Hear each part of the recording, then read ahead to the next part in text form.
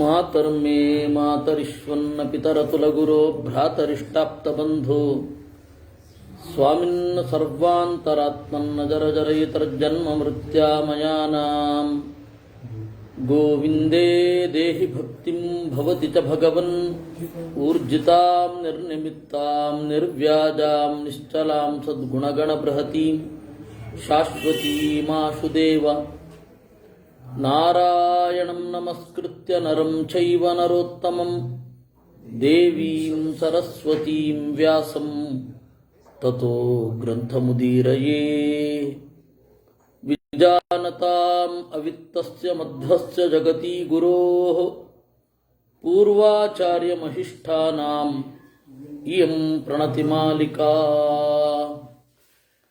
ಓಂ ತತ್ಸತ್. ವಾಸ್ತವವಾಗಿ ಇವತ್ತು ಪಾಡ್ಯ ನಾನು ಸಾಮಾನ್ಯವಾಗಿ ಪಾಠ ಮಾಡೋಲ್ಲ. ಅದಕ್ಕೊಂದು ಕಾರಣ ಉಂಟು. 15 ದಿವಸ ಅಂತ ನಮ್ಮ ಗಣನೆ. 15 ದಿವಸದಲ್ಲಿ ಚತುರ್ದಶಿ ಶಿಷ್ಯ ಅಥವಾ ಪಾಠ ಕೇಳುವವ ಅದನ್ನು ಆವೃತ್ತಿ ಮಾಡಬೇಕು ಅಂತ ಇರೋದು. ಕೇಳಿದ ಪಾಠವನ್ನು ಆವೃತ್ತಿ ಮಾಡಬೇಕು, ಚತುರ್ದಶಿ ಮಾಡಬೇಕಾದ ಕೆಲಸ. ಇನ್ನು ಅಮಾವಾಸ್ಯೆ ಮಾಡಬೇಕಾದ ಕೆಲಸ ಗುರುಗಳು ಈ ಪಾಠಕ್ಕೆ ಕಾರಣರಾದ ಪಿತೃದೇವತೆಗಳನ್ನು ನೆನಪಿಸಿಕೊಳ್ಳುವ ಕೆಲಸ. ಇಲ್ಲ ಅಂದರೆ ಪೂರ್ವ ಋಷಿಗಳ ನೆನಪಿನಲ್ಲಿ ಇರುವ ಒಂದು ಸಂದರ್ಭ. ಇನ್ನು ಪಾಡ್ಯದ ದಿವಸ ಪೂರ್ತಿ ರಿಲ್ಯಾಕ್ಸ್. ಇದು ಪ್ರಾಚೀನರ ಪದ್ಧತಿ. 15 ದಿವಸದ ಅಧ್ಯಯನದಲ್ಲಿ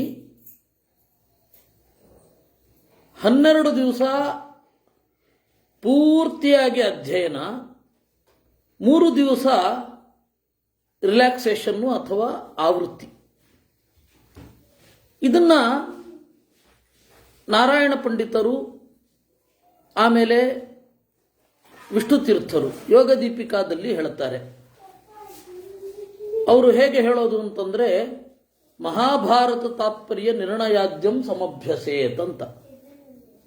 ಮಹಾಭಾರತ ತಾತ್ಪರ್ಯ ನಿರ್ಣಯ ಮೊದಲಾದವುಗಳನ್ನು ದಿವಸವೂ ಅಧ್ಯಯನ ಮಾಡಬೇಕು. ವೇದವನ್ನ ದಿವಸವೂ ಅಧ್ಯಯನ ಮಾಡಬೇಕು. ಉಳಿದ ಸಂದರ್ಭದಲ್ಲಿ ಸಟೀಕಮಪ್ಯನಧ್ಯಾಯೇ ಗೀತಾ ಪ್ರಕರಣಾಧಿಕಂ, ತರ್ಕಶಾಸ್ತ್ರವನ್ನ ಗಣಿತವನ್ನ ಈ 3 ದಿವಸಗಳಲ್ಲಿ ಅಧ್ಯಯನ ಮಾಡಬೇಕು ಅಂತ. ಇದು ಪ್ರಾಚೀನರು ಯಾವ ರೀತಿ ಓದ್ತಾ ಇದ್ರು ಅನ್ನುವ ವಿವರಣೆ. ಇವತ್ತಿನಿಂದ ಸುಮಾರು 9 ದಿವಸ ಸರ್ವಮೂಲಗಳ ಪರಿಚಯ. ನಾನು ಕೇಶವ ಅವರಿಗೆ ಹೇಳಿದೆ, ಇಲ್ಲ ಇವತ್ತೊಂದು ದಿವಸ ನಾನು ಮಾಡೋದಿಲ್ಲ ಅಂತ. ಇಲ್ಲ ಮಾಡಬೇಕು, ಇಲ್ಲಾದ್ರೆ 9 ದಿವಸ ಸಿಗೋದಿಲ್ಲ ಹೇಳಿದ್ರು ಅವರು. ಸರಿ, 9 ದಿವಸ ಮಾಡಬೇಕು ಅಂದರೆ ಏನು ಮಾಡಬೇಕು? ನಾನು ಯೋಚನೆ ಮಾಡಿದೆ, ಪ್ರಾಚೀನ ಭಾರತದ ಟೆಕ್ಸ್ಟ್ಗಳು ಹೇಗಿದ್ದುವು ಅನ್ನೋದನ್ನು ಹೇಳೋಣ. 2 ತರಹದ ಟೆಕ್ಸ್ಟ್. ಒಂದು ವೃತ್ತಿ. ಪ್ರಾಚೀನ ಭಾರತದಲ್ಲಿ ಈ ಸಬ್ಜೆಕ್ಟ್ಗಳನ್ನು ಹೇಗೆ ವಿಭಾಗ ಮಾಡಿದ್ರು, ಈಗ ಹೇಗೆ ವಿಭಾಗ ಮಾಡ್ತಾ ಇದ್ದೀವಿ, ಅದನ್ನ ನಾವು ಒಂದು ಸ್ವಲ್ಪ ತಿಳ್ಕೊಳ್ಳೋದು ಒಳ್ಳೆಯದು ಅಂತ ಅನ್ನಿಸಿತು. ಅದಕ್ಕೆ ನಾನು ಆರಿಸಿಕೊಂಡದ್ದು ಚಾಣಕ್ಯ ಅಂತ ಕೇಳಿರ್ತೀರಾ, ಅವನ ವಿದ್ಯಾಸಮುದ್ದೇಶ ಅಂತ ಒಂದು ಭಾಗ ಇದೆ, ಒಂದು ಪ್ರಕರಣ. ಯಾವ್ದ್ಯಾವ್ದು ಟೆಕ್ಸ್ಟ್ ಯಾವ್ದ್ಯಾವ್ದಿದೆ ಅಂತ ಅದರ ವಿವೇಚನೆ. ಯಾವ ಶಾಸ್ತ್ರವನ್ನು ಪರಿಗಣಿಸ್ತಾ ಇದ್ರು, ಯಾಕೆಂದ್ರೆ ಸರ್ವಮೂಲ ವೇದದ ಬಗ್ಗೆ, ಇತಿಹಾಸ, ಪುರಾಣ, ಪಂಚರಾತ್ರಗಳ ಬಗ್ಗೆ ಇರುವಂಥದ್ದು. ಪ್ರಾಸಂಗಿಕವಾಗಿ ಎಲ್ಲವನ್ನೂ ತಗೊಳ್ಳುತ್ತೆ. ಆದರೆ ವೇದದ ಬಗ್ಗೆ ಬಿಟ್ಟು ಬೇರೆ ಸಬ್ಜೆಕ್ಟ್ ಏನಿದ್ವು ಅವಾಗ, ಅವ್ರು ಏನು ಹಿಂದೆನವ್ರು ಏನು ಓದ್ತಾ ಇದ್ರು, ಈ ವೆಸ್ಟರ್ನ್ ಎಜುಕೇಶನ್ ಬರುವ ಮೊದಲು ಏನು ಓದ್ತಾ ಇದ್ರು, ಹೇಗಿದ್ರು, ಅವರ ಯೋಚನೆ ಹೇಗೆ ಓಡ್ತಾ ಇತ್ತು ಅನ್ನೋದನ್ನು ಹೇಳಬೇಕಿದೆ. ಅದಕ್ಕೆ ಇವತ್ತು ಹೇಗೂ ಪಾಡ್ಯ ಆದ್ದರಿಂದ ಅದನ್ನು ಹೇಳೋಣ ಅಂತ. ಆನ್ವೀಕ್ಷಿಕಿ ತ್ರಯೀ ವಾರ್ತಾ ದಂಡನೀತಿಶ್ಚೇತಿ ವಿದ್ಯಾ. ವಿದ್ಯೆ 4 ಅಂದ್ರು. ಮೊದಲು ಆನ್ವೀಕ್ಷಿಕಿ ಅಂದರೆ ತರ್ಕಶಾಸ್ತ್ರ, ತ್ರಯೀ ಅಂದರೆ ವೇದ, ದಂಡನೀತಿ ಅಂದರೆ ಪೀನಲ್ ಕೋಡ್, ವಾರ್ತಾ ಅಂತ ಹೇಳಿದ್ರೆ ಜಾಬ್ ಓರಿಯೆಂಟೆಡ್ ಕೋರ್ಸ್ ಏನಿದೆ ಅದೆಲ್ಲವು. 4 ವಿದ್ಯೆ ಇರೋದು. ಎಲ್ಲಿಗೆ ಹೋದ್ರೂ ಇಲ್ಲೇ ಬರಬೇಕು. ಆನ್ವೀಕ್ಷಿಕಿ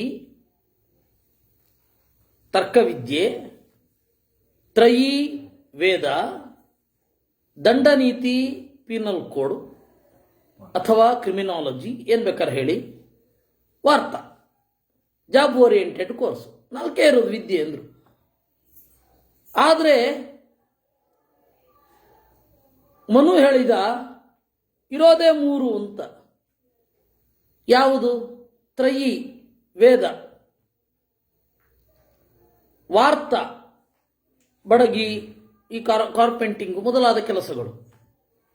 ಇವಾಗ ಅದು ಸ್ವಲ್ಪ ಎಕ್ಸ್ಟೆಂಡ್ ಆಗಿದೆ. ಆದರೆ ಅದೆಲ್ಲವೂ ಕೂಡ ಜಾಬ್ ಓರಿಯೆಂಟೆಡ್ ಕೋರ್ಸ್, ಬದುಕಿಗೆ ಬೇಕಾದಂತೆ ನಮ್ಮನ್ನು ರೂಪಿಸುವಂಥದ್ದು. ನಾವು ಬದುಕಲಿಕ್ಕೆ ಏನೋ ಒಂದು ಕೆಲಸ ಮಾಡಬೇಕು, ಸ್ಕಿಲ್ಸ್ ಅದನ್ನು ಇಟ್ಕೊಳ್ಳುವಂಥದ್ದು. ಸ್ಕಿಲ್ಸ್ ಅನ್ನೋದಕ್ಕಿಂತ ಬದುಕಿಗೆ ಮಾಡುವ ಕೆಲಸ ಇಲ್ಲಿ ಇವರ ಅಭಿಪ್ರಾಯ. ಸೊ ವಾರ್ತಾ. ದಂಡನೀತಿ ರಾಜರು ಮಾಡಬೇಕಾದದ್ದು. ರಾಜರಿಗೆ ಸುಮಾರು ಒಂದು 7 ಸ್ಟೆಪ್ ಇರ್ತಿತ್ತು. ರಾಜರ ಹತ್ರ ಹೋಗುವ ಮೊದಲು ಸುಮಾರು 7 ಸ್ಟೆಪ್ ಇರ್ತಿತ್ತು. ಗ್ರಾಮಣಿ, ಅಣ್ಣಗ್ರಾಮಣಿ, ಜನ್ನಿ, ಅಧಿವಾಸಿ, ಹೀಗೆ. ಹೀಗಾಗಿ ಮೂಲಭೂತವಾಗಿ 3 ಅಂತ ಮನುಸ್ಮೃತಿಯನ್ನು ಓದುವವರು ಹೇಳುತ್ತಾರೆ. ಅಲ್ಲ, ಆನ್ವೀಕ್ಷಿಕೆ ಉಂಟಲ್ಲ, ಅದು 3 ಅರ್ಥೈಸಿಕೊಳ್ಳಲಿಕ್ಕೆ ನೀವು ತರ್ಕವನ್ನು 3ರಲ್ಲೂ ಅಪ್ಲೈ ಮಾಡಬೇಕು. ಕೇವಲ ಕಲ್ತ್ರೆ ಪ್ರಯೋಜನ ಇಲ್ಲ, ಕಲ್ತದ್ದನ್ನು ಅಪ್ಲೈ ಮಾಡಬೇಕು. ಇದು ಎಲ್ಲ ಕಡೆಯೂ ಬೇಕು. ವೇದವನ್ನು ಓದುವಾಗಲೂ ತರ್ಕ ಬೇಕು, ಅಂದರೆ ಅಪ್ಲೈ ಮಾಡಬೇಕು. ಥಾಟ್ ಪ್ರೊಸೆಸ್ ಅಥವಾ ಏನಿದೆ, ಮೆಥಡಾಲಜಿ ಅಂತ ಏನು ಹೇಳ್ತೇವೆ, ಅದನ್ನೆಲ್ಲ ನಾವು ಅಪ್ಲೈ ಮಾಡಬೇಕು ಒಂದು ಕಡೆಗೆ. ಆದರೆ ವೇದದಿಂದ ಸ್ಫುಟವಾಗಿ ಅರ್ಥ ಆಗೋದು. ಇಲ್ಲ ಅಂದರೆ ವೇದ ಅರ್ಥ ಆಗೋಲ್ಲ ಅಲ್ವಾ? ಅಪ್ಲೈ ಮಾಡಲೇಬೇಕು, ಇಲ್ಲಾಂದ್ರೆ ಏನು ಅರ್ಥ ಆಗತ್ತೆ? ಈಗ ಸುಮ್ಮನೆ ಒಂದು ಉದಾಹರಣೆಗೆ ನಿಮ್ಮ ಮುಂದೆ ಇಡ್ತೇನೆ. ಡೋಂಟ್ ಡ್ರಿಂಕ್ ಅಂಡ್ ಡ್ರೈವ್ ಅಂತ ಹೇಳಿ ಹಾಕಿರ್ತಾರೆ. ಅದು ಡ್ರೈವ್ ಮಾಡ್ಲಿಕ್ಕೆ ನಿಷೇಧವಾ, ಡ್ರಿಂಕಿಂಗಿಗೆ ನಿಷೇಧನ? ಎರಡೂ ಅಲ್ಲ. ಕುಡ್ಕೊಂಡು ಗಾಡಿ ಓಡಿಸ್ಬೇಡಿ ಅಂತಲೇ ವಿನಃ ಕುಡಿಬೇಡಿ ಅಂತನೂ ಅಲ್ಲ, ಗಾಡಿ ಓಡಿಸ್ಬೇಡಿ ಅಂತನೂ ಅಲ್ಲ. ಈ ಅಪ್ಲಿಕೇಶನ್ ಇದೆಯಲ್ಲ, ಕೆಲವೊಂದು ಕಡೆ ನಮಗೆ ಸಹಜವಾಗಿ ಅಪ್ಲೈ ಮಾಡ್ಕೊಂಡ್ಬಿಡ್ತೇವೆ ನಾವು.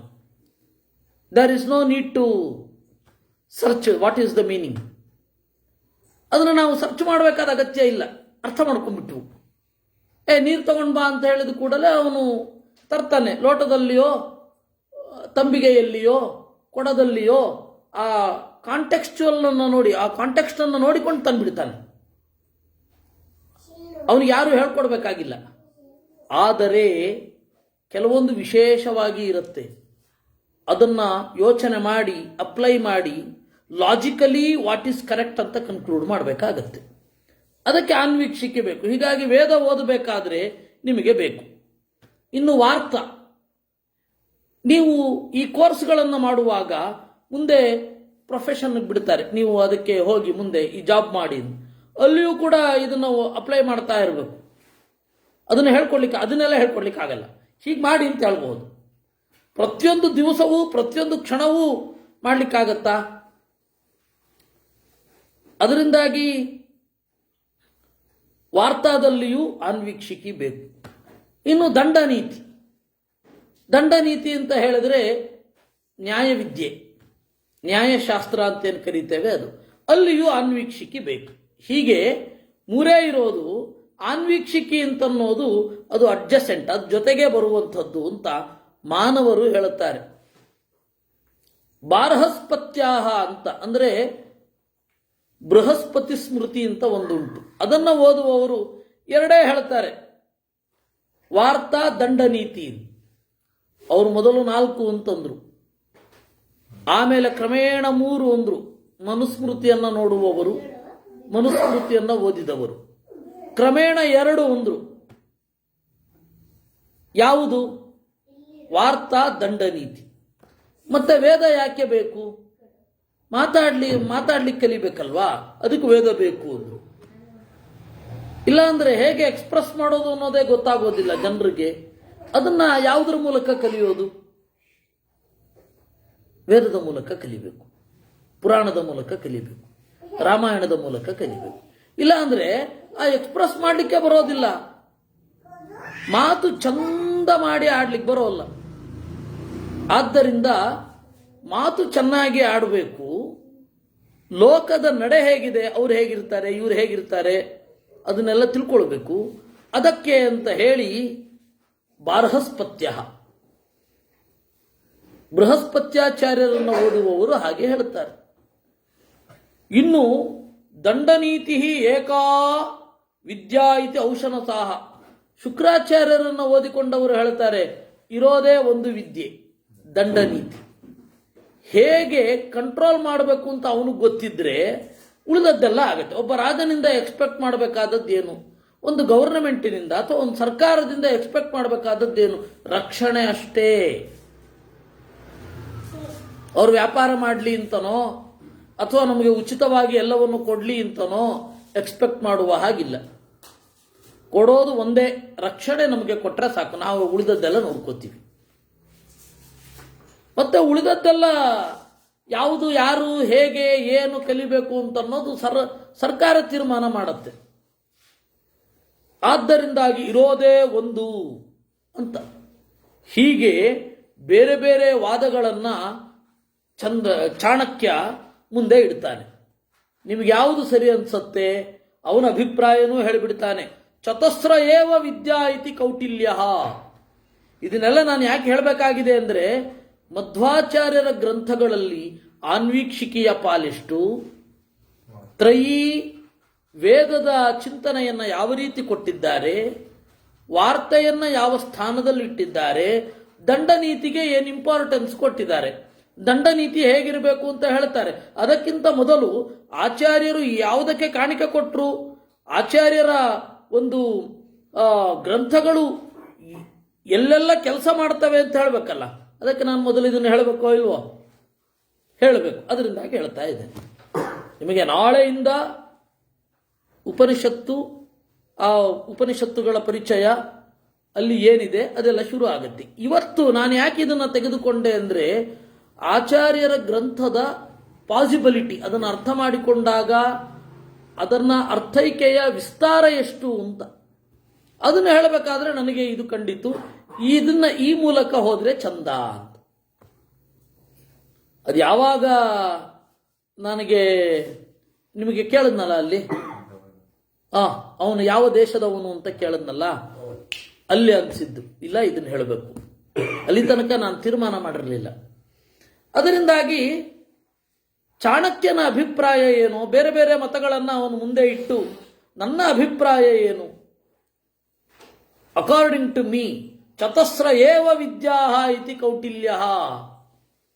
4 ಯಾವುದು? ಆನ್ವೀಕ್ಷಿಕಿ ಪ್ರತ್ಯೇಕ, ತ್ರಯೀ ವೇದ ಅದು ಪ್ರತ್ಯೇಕ, ವಾರ್ತಾ ಏನು ಜಾಬ್ ಓರಿಯೆಂಟೆಡ್ ಕೋರ್ಸಸ್ ಅಂತ ಏನಿದೆ ಅದು ಪ್ರತ್ಯೇಕ, ದಂಡನೀತಿ ಅದು ಪ್ರತ್ಯೇಕ.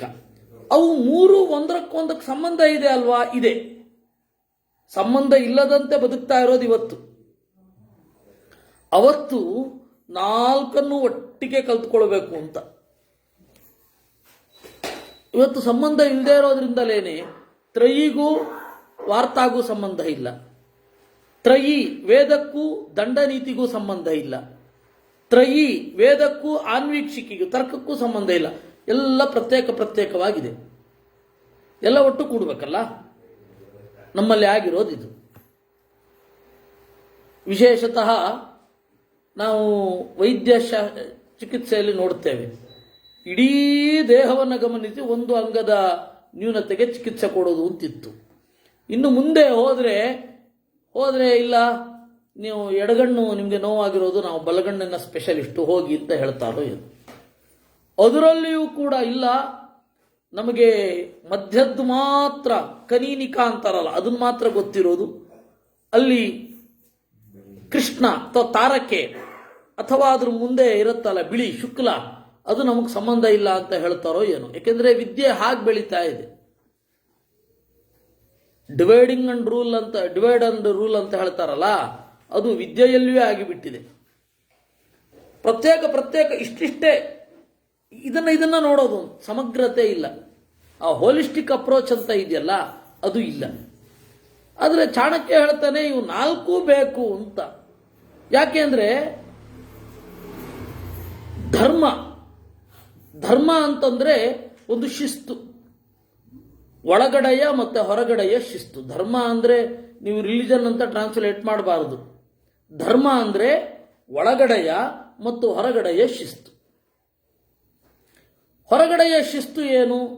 ಅಹಿಂಸೆ ಇತ್ಯಾದಿಗಳೆಲ್ಲ ಹೊರಗಡೆಯ ಶಿಸ್ತು. ಒಳಗಡೆಯ ಶಿಸ್ತು ಏನು? ಮನಸ್ಸು ಎತ್ತರಕ್ಕೆ ಏರಿ ದೇವರನ್ನ ಕಾಣುವುದು ಒಳಗಡೆಯ ಶಿಸ್ತಿನ ಫಲ. ಈ ಹೊರಗಡೆಯ ಮತ್ತೆ ಒಳಗಡೆಯ ಶಿಸ್ತು ಎರಡನ್ನೂ ಕೂಡ ಒಟ್ಟಿಗೆ ಸರಿದೂಗಿಸಿಕೊಂಡು ಹೋಗಬೇಕು, ಅದು ಧರ್ಮ. ಇಷ್ಟು ಅರ್ಥ ರಿಲಿಜನ್ನಿಂದ ಬರಲ್ಲ. ಅದರಿಂದಾಗಿ ತ್ರಯಿ ಏನಿದೆ ಈ ಧರ್ಮವನ್ನ ಹೇಳುತ್ತೆ. ನೀವು ಒಟ್ಟೊಟ್ಟಿಗೇನೆ ಸೈಮಲ್ಟೇನಿಯಸ್ಲಿ ಎರಡೂ ಕಡೆ ಒಳಗಡೆ ಮತ್ತೆ ಹೊರಗಡೆ ಯಾವ ರೀತಿ ತ್ರಯಿ ಅನ್ನೋದು ದಂಡನೀತಿಗನ್ವಯ. ರಾಜನಾದವನು ಏನ್ ಮಾಡಬೇಕು, ಪ್ರಜೆಗಳಾದವರಿಗೆ ರಾಜನಿಂದ ಏನು ಎಕ್ಸ್ಪೆಕ್ಟ್ ಮಾಡಬೇಕು ಅದು ಗೊತ್ತಿರಬೇಕಲ್ವಾ. ಯಾರಿಗೆ ಸೀದಾ ಜನಸಾಮಾನ್ಯರಿಗೆ ಅಥವಾ ಕೇಳಿದ್ರೆ ಸರ್ಕಾರ ಏನ್ ಮಾಡಬೇಕು ಅಂತ ಕೇಳಿದ್ರೆ ಗೊತ್ತಿಲ್ಲ. ಏನ್ ಮಾಡ್ಬೇಕು ಸರ್ಕಾರ, ನೀವು ಹೇಳಿ. ಬೈತಾ ಇದ್ದೀರಾ, ರಾಜಕಾರಣಿಗಳನ್ನು ಬೈತಾ ಇದ್ದೀರಾ, ಏನ್ ಮಾಡಬೇಕು ಸರ್ಕಾರ ಅಂತ ಹೇಳಿ ಮೈಕ್ ಹಿಡಿದ್ರೆ ಯಾರಿಗೂ ಕ್ಲಾರಿಟಿ ಇರಲ್ಲ. ಯಾಕೆ ಅಂದ್ರೆ ನಾವು ಅದನ್ನು ಓದ್ತಾ ಇಲ್ಲ, ಇದಕ್ಕೆ ಜೋಡಣೆಯೇ ಇಲ್ಲ. ಅಂದ್ರೆ ಅದೇ ಹೇಳಿದ್ನಲ್ಲ, ಹೋಲಿಸ್ಟಿಕ್ ಅಪ್ರೋಚ್ ಇಲ್ಲ. ಇನ್ನು ವಾರ್ತಾ ಅನ್ವೀಕ್ಷಿಕಿ, ನಾನು ಏನ್ ಮಾಡಬೇಕು, ಈ ಕೆಲಸದಿಂದ ಏನಾಗುತ್ತೆ, ಪ್ರಕೃತಿಯಲ್ಲಿ ಹೇಗೆ ನಡ್ಕೊಂಡು ಬಂದಿದೆ. ಪ್ರಕೃತಿಯಲ್ಲಿ ಒಂದು ಪ್ರಾಡಕ್ಟ್ ಬರುವ ಮೊದಲು ಅದು ಪೂರ್ತಿ ಡಿಸ್ಟ್ರಕ್ಷನ್ ಆದ ಮೇಲೆ ಅದು ಹೇಗಿರುತ್ತೆ, ಅದು ಅಥವಾ ಹೇಗೆ ಡಿಸ್ಟ್ರಕ್ಟ್ ಆಗತ್ತೆ ಅಂತ ಯೋಚನೆ ಮಾಡಿ ಆಮೇಲೆ ಸೃಷ್ಟಿ ಮಾಡಬೇಕು ಅಂತ ಅನ್ನೋದು ನಮ್ಮ ಪ್ರಾಚೀನರ ಪದ್ಧತಿ. ಇವಾಗ ನಾರಾಯಣಾಸ್ತ್ರವನ್ನು ಕಲಿತಾ ಇದ್ದ, ಬ್ರಹ್ಮಾಸ್ತ್ರವನ್ನು ಕಲಿತಾ ಇದ್ದ ಆಗಿನ ಯಾರೋ ಒಬ್ಬ ಯೋಧ ಮೊದಲು ವಿತ್ಡ್ರಾ ಮಾಡಲಿಕ್ಕೆ ಕಲಿಸೋರು, ಆಮೇಲೆ ಅದನ್ನು ಬಿಡ್ಲಿಕ್ಕೆ. ಈಗ ಹಾಗಲ್ಲ, ಬಿಟ್ಬಿಡ್ತೀವಿ, ವಿತ್ಡ್ರಾ ಮಾಡ್ಲಿಕ್ಕೆ ಆಗಲ್ಲ. ಇವಾಗ ಹಾಗೆ ಅಲ್ವಾ, ನಮ್ಮ ಈ ತರಹದ ಒಂದು ಅವ್ಯವಸ್ಥೆಗೆ ದೊಡ್ಡ ಉದಾಹರಣೆ ಡೆಲ್ಲಿಯ ಹತ್ರ ಗಾರ್ಬೇಜ್ ಹಿಲ್ ಉಂಟು. ಡೆಲ್ಲಿ ಹತ್ರ ಅಲ್ವಾ ಗಾರ್ಬೇಜ್ ಹಿಲ್ ಉಂಟು. ಯಾಕಾಯ್ತದು? ಅದನ್ನು ವಿಸರ್ಜನೆ ಮಾಡ್ಲಿಕ್ಕೆ ಬರಲ್ಲ ನಮಗೆ. ಯಾಕೆ? ಸೃಷ್ಟಿ ಮಾಡಬೇಕಾದ್ರೆ ಇದರ ನಾಶ ಹೇಗಾಗತ್ತೆ ಅಂತ ಯೋಚನೆ ಮಾಡಲಿಲ್ಲ. ದೇವರ ಸೃಷ್ಟಿಯಲ್ಲಿ ಅದರ ನಾಶ ಮೊದಲು ನಿಶ್ಚಯ ಆಗತ್ತೆ, ಆಮೇಲೆ ಸೃಷ್ಟಿ. ಅದಕ್ಕೆ ನೋಡಿ ದೇವರ ಈ ಚತುರ್ವ್ಯೂಹ ಅಂತ ಕರೀತಾರೆ. 4 ರೂಪಗಳನ್ನು ದೇವರು ಬ್ರಹ್ಮಾಂಡ ಸೃಷ್ಟಿಯಾಗುವ ಮೊದಲು ತಗೊಳ್ತಾನೆ. ಮೊದಲನೆಯದ್ದು ವಾಸುದೇವ. ವಾಸುದೇವನ ಕೆಲಸ ಏನು?